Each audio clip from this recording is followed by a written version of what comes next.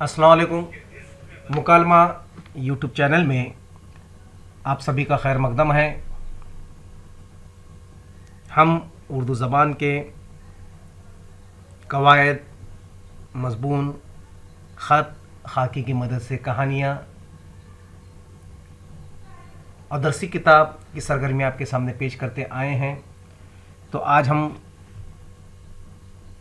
जुमले मोतरज़ा किसे कहते हैं, उसकी मिसाल आप इंशा और तलफ़ुज़ इस किताब के हवाले से देखिए। जुमले मोतरज़ा किसे कहते हैं। जुमले मोतरज़ा को कौसैन में लिखा जाता है।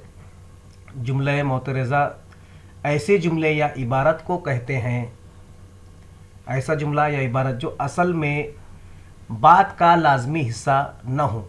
हम कभी कहानी, मज़मून वगैरह में जब लिखते हैं मगर उसे किसी ऐसी निस्बत हासिल हो के लिखने वाली की राय में उसका लिखना ज़रूरी है या ज़रूरी सा हो।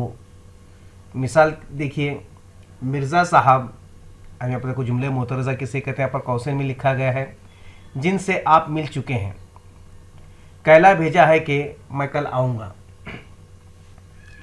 वो जिनसे आप मिल चुके हैं ये जुमला मोतरज़ा है। ये असल बात का हिस्सा तो नहीं मगर लिखने वाले के ख़याल में इसका हवाला देना ज़रूरी है, यानी कि वज़ाहत के लिए